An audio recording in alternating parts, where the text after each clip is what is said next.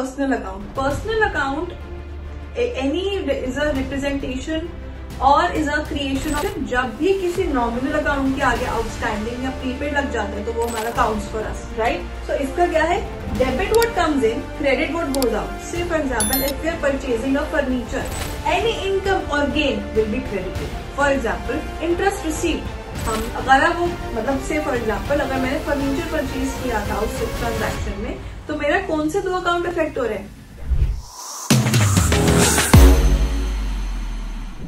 Hi everyone, welcome back to my channel. So today we are going to talk about traditional rules of accounting and the various accounts that are there in accounting. Whenever we start with accounting, हमारे सामने traditional rules of accounting आते हैं और उसमें कौन कौन से accounts है वो समझने के लिए आता है. तो सबसे पहले that we have to talk about is the three types of accounts that are there. One is your personal account, then you have is the real account and finally the nominal account. अब ये तीनों accounts होते क्या हैं.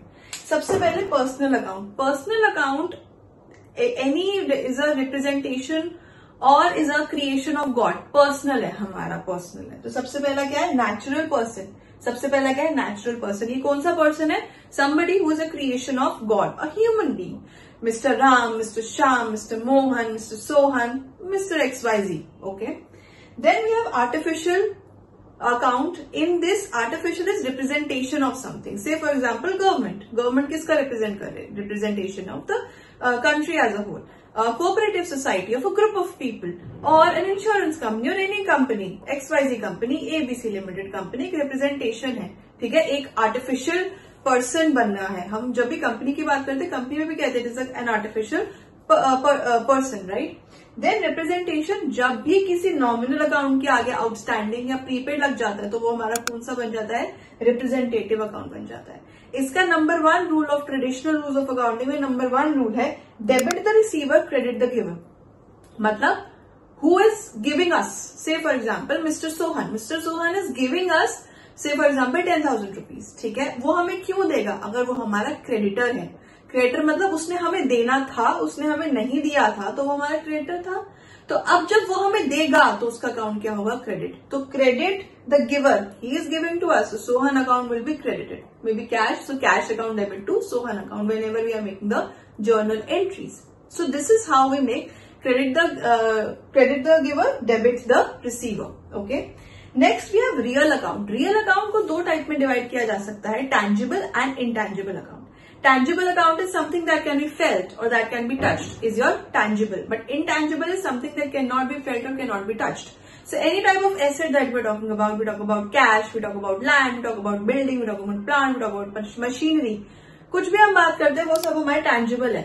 ठीक है. Versus intangible क्या हो गया, हमारे goodwill, हमारे पेटेंट्स. ये भी एसेट ही है बट क्या है, हमारे goodwill, patent, copyright, this is intangible accounts for us, right. So इसका क्या है, debit what comes in, credit what goes out. Say for example if we are purchasing a furniture, तो इसमें क्या आ रहा है और क्या जा रहा है.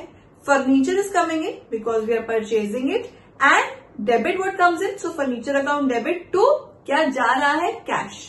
तो जो आ रहा है उसको डेबिट करेंगे, जो जा रहा है उसे क्रेडिट करेंगे. So debit furniture account debit to cash. And finally the third account that we have is the nominal account. Nominal account talks about expenses and losses and income and gains. So जो भी expenses या हमारा loss हो रहा है उसको हम क्या करेंगे, debit. For example salaries are expense, rent paid, ठीक है, is our expense. So salaries account will be debited, rent account will be debited. ठीक है. Any income or gain will be credited. For example, interest received. हमने interest receive किया तो हमारे पास पैसा आया होगा. So वो interest received क्या है, मेरी income है. So whenever we have interest received, we will credit it. So these are the 3 traditional rules of accounting. जब भी हमें journal entry बनानी है तो हमें इन्हीं रूल्स को फॉलो करके, अगर हम traditional rules of accounting follow कर रहे हैं तो हमें इन्हीं रूल्स को फॉलो करके डेबिट या क्रेडिट करना है. Now you need to understand कि हमारा कौन सा अकाउंट जो है, स्टेप्स क्या है, how to make a journal entry. Number 1, identify whatever accounts that are there in your transaction. Number 2, differentiate और segregate it in different accounts, personal account, real account, nominal account. And point number 3, follow the rule, individual rule जो भी हमारा इसके साथ है उसे हमें follow करना है. तो अगर हमारा वो रियल अकाउंट है तो हम कौन सा रूल फॉलो करेंगे, debit what comes in, credit what goes out. अगर आप वो मतलब से फॉर एग्जांपल अगर मैंने फर्नीचर परचेज किया था उस ट्रांजैक्शन में, तो मेरा कौन से 2 अकाउंट इफेक्ट हो रहे हैं, कैश और फर्नीचर, और दोनों ही कौन से अकाउंट है, रियल अकाउंट है, तो उसका रूल फॉलो हो गया। अब अगर मैं बात करती हूँ मेरे आउटस्टैंडिंग सैलरीज हैं, ठीक है, तो सैलरीज मेरा कौन सा अकाउंट है, एक्सपेंस है, नॉमिनल अकाउंट है, और आउटस्टैंडिंग सैलरीज मेरा कौन सा अकाउंट है, पर्सनल अकाउंट, रिप्रेजेंटेटिव अकाउंट है। So whenever we have salaries outstanding salaries, तो हमारा क्या जर्नल एंट्री क्या बनती है, सैलरीज टू आउटस्टैंडिंग सैलरीज, ठीक है। सो डेबिट हो गया एक्सपेंस एंड क्रेडिट हो गया giver, because outstanding salaries we have to give, ठीक है। सो क्या हो गया हमारा, credit the giver. So this is how we have to follow each and every rule with each and every journal entry when we're talking about traditional rules of accounting and different accounts that are there, okay.